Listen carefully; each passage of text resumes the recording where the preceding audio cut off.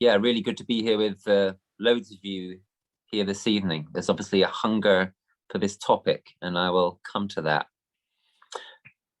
If any of you are familiar with my talks, you'll be aware that often I spend a fair while talking about how terrible everything is. I'm not going to do that this evening. I'm not going to talk at all about the desperateness of our plight. I'm going to put in the chat box, in case anyone wants to follow it up, some stuff about that. But what I want to talk about, rather than how crap things are, how crap the COP was, the failings of our government, etc.,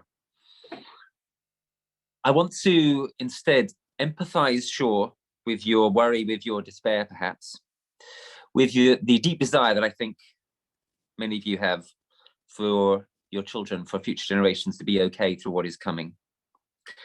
And above all, with your desire, which I bet is for 99% of you the reason why you came onto this call this evening, to do something about it that is enough.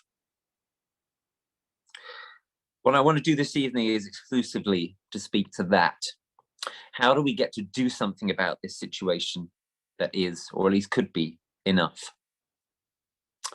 I'm going to start off from Extinction Rebellion. Why? Well, because more than anyone else, Extinction Rebellion moved the dial in the last few years. If you go back to 2018, in the spring or early summer of 2018, we were still in a situation where the BBC had climate change deniers on sometimes to provide so-called balance. We had no mass movement at all on climate or ecology. We had NGOs who were doing worthy things, of course. We had the Green Party had been plugging away for many years, but frankly, we were nowhere. And well, over the course of the next 12 months, that all changed. And there's many factors behind that. Of course, absolutely critical was the way that our weather has been going critical for the last several years now. Also very important was Greta Thunberg and the school strikes movement, which happened basically at the same time. Plus there was David Attenborough with Climate Change the Facts. There's a number of things. There was a kind of confluence of factors around the 2018-2019 period. But in this country, at any rate, the most important of all those factors was Extinction Rebellion. And what Extinction Rebellion succeeded in doing, it didn't succeed in achieving its three demands, but what it succeeded in doing by following through on a brilliantly designed strategy up until April 2019 was to achieve mass nonviolent direct action on ecology in this country for the first time ever, and to move the dial decisively as a result, to bring about a real shift in public consciousness. You can see this in opinion polls, to force the government to respond. I was among the team that met with the government straight after the rebellion.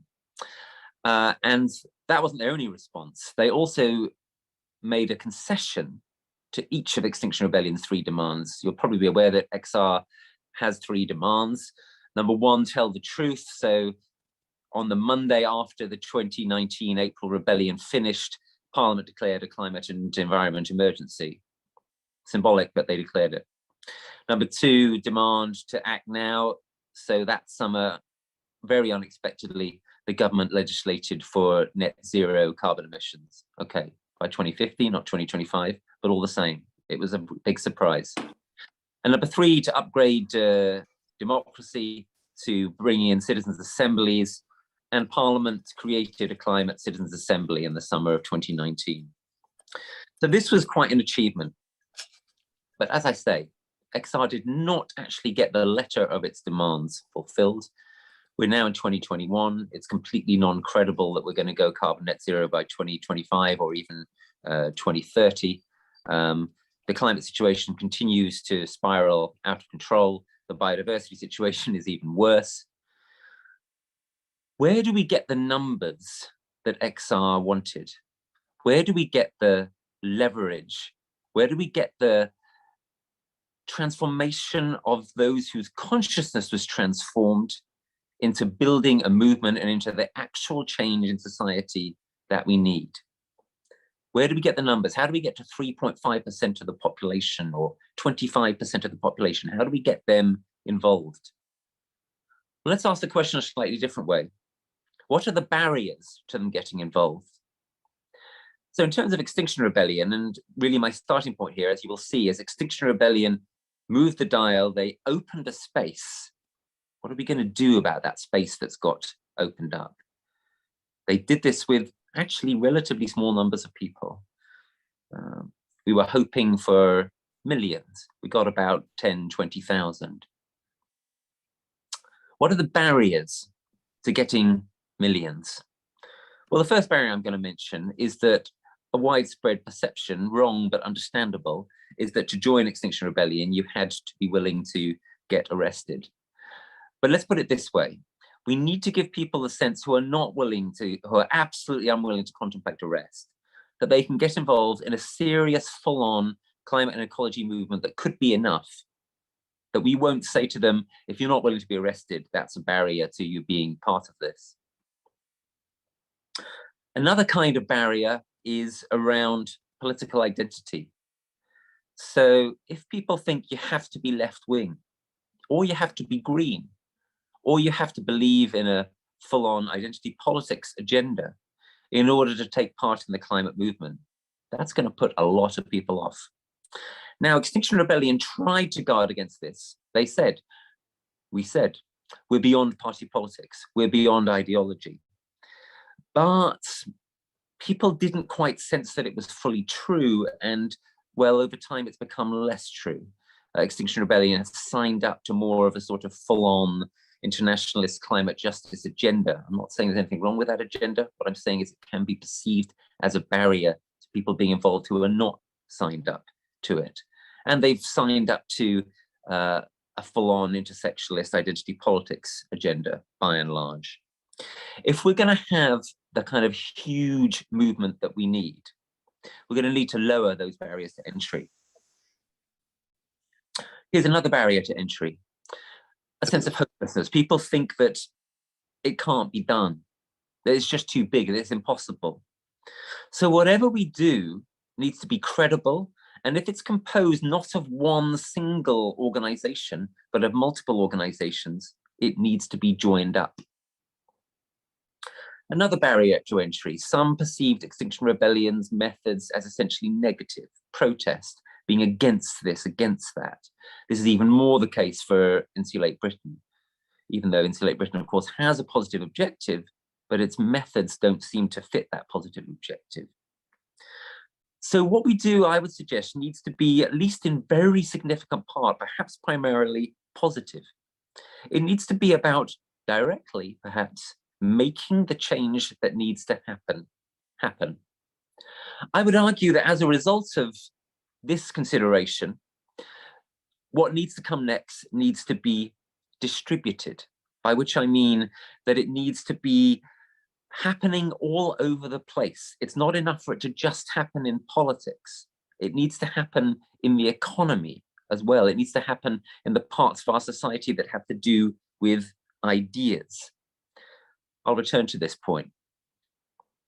And a final barrier to entry I'm going to mention, and for some of you, this is going to be the most uncomfortable of all to hear, but as any of you who know me and my work will know, I don't hesitate to go places just because they're uncomfortable, if they're true.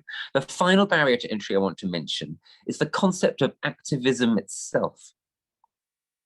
There are many people in this country, there is most of this country, that is not willing to sign up to anything that is activist. Most people do not want to become activists. Some people are activists without realizing it. But if you say, or even imply to people, you need to become an activist in order to be part of this change, that's a big barrier to entry. I would say, yeah, sure, we need more activists, and there are going to be more activists in the 2020s. This is going to be a decade of deterioration, of climate decline, of increasingly terrible weather, of an increasingly wide wake-up call.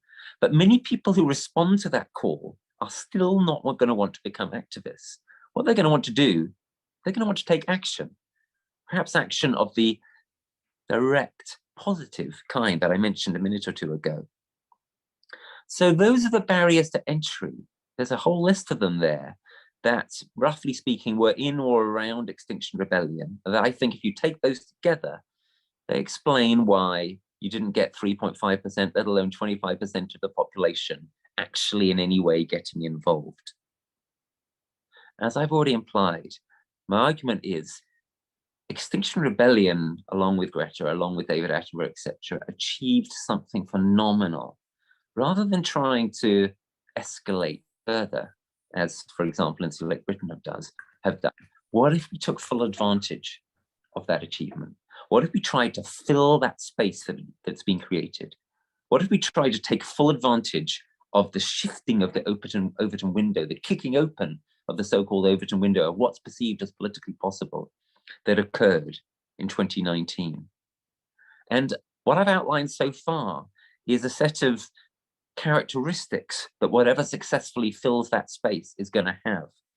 It's going to deliberately not set up those various barriers to entry, arrestability, left or green or identity politics, e-politics. It's going to overcome a sense of hopelessness. It's going to be joined up. It's going to be more positive than negative. And it's going to be mostly beyond activism. What it will be is a new mass, inclusive, genuinely inclusive, distributed yet joined up, moderate flank. Extinction Rebellion has been a radical flank. Insulate Britain has tried to push that radical flank even further. There's a law of diminishing returns here. Relative to Extinction Rebellion, what I'm arguing to you here this evening is we need a moderate flank. We need to be that moderate flank. And crucially, as I've painstakingly indicated, this moderate flank needs to be inclusive. Now, of course, intersectional identity politics claims to be the most inclusive approach of all. But typically it excludes in at least two ways. Firstly, it excludes those who are on the left or in the Green movement who don't believe in its particular way of being inclusive. So a key example would be if you have a movement which says, unless you sign up to intersectionalist identity politics, you can't be in this movement, then you're going to be excluding radical feminists. Secondly, and much more importantly, there are many, many people who feel excluded by the jargon of intersectionalist identity politics. I'm talking about ordinary people. I'm talking about mums and dads, citizens, working class folk, old folk, all sorts of people. If we're going to be genuinely inclusive, we need to be welcoming to people who are not Greens. We need to be welcoming to people who are not well educated. We need to be welcoming to people who are not into the jargon of the day that is consuming university campuses. So this is my proposal for what we need to do in the wake of the catastrophic failure of our leaders and of this generation of elites. We need a new mass, inclusive, genuinely inclusive, distributed yet joined up, moderate flank. It needs to be distributed, I would argue, especially into workplaces and communities. Why those two? Well, in the case of workplaces, workplaces are where many of us spend most of our lives. And something that Marx got right is that our labor power is a great power. It's greater, certainly, most of the time for most of us, than our power to vote. It may be greater than our political power as a whole, even if we move way beyond just voting in representative democracy in terms of how we think about politics. Workplaces really matter. They are a huge part of what we do, and they are a vast part of the impact that is made upon society. And communities, well, communities are where we live. Communities are what is real. Many of us spend a lot of time in virtual communities these days, but guess what? They're virtual. They don't really exist in a very fundamental sense. They are not geographical. If the internet comes under extreme pressure in the years to come, which it may well do, they may disintegrate altogether. Where people live and where they need to get their food and their water and their shelter and their community is in their community. So workplaces and communities, there are many other aspects of society where this moderate flank analysis is appropriate, but in the limited time I have here, I'm going to focus on workplaces and communities. Let me give an example of each, an example of a real new organization that is incipient in each of these areas. So in the area of workplaces, there's an interesting new organization called Lawyers for Net Zero. What Lawyers for Net Zero is trying to do? Well, the clue's in the name, right? They're trying to get the law. They think the law is a pivot point in our society. They want to target lawyers and see if they can get them acting towards net zero. What would that mean? There's a whole load of things it would mean. There's a whole load of things that it can mean in any workplace or business or institution. In the case of the law, it's obviously going to mean things like what kind of cases are you taking on?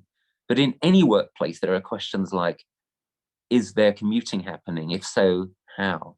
There are questions like, what is our product?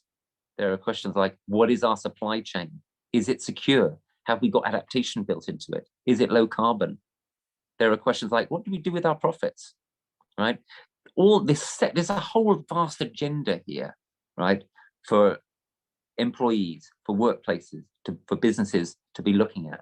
And what I imagine is a whole load of organizations like Lawyers for Net Zero, organizing in a distributed way in workplaces to try to make these places where the change that is not happening fast enough starts to happen. And if people can see it happening in all these different workplaces, then it'll be joined up.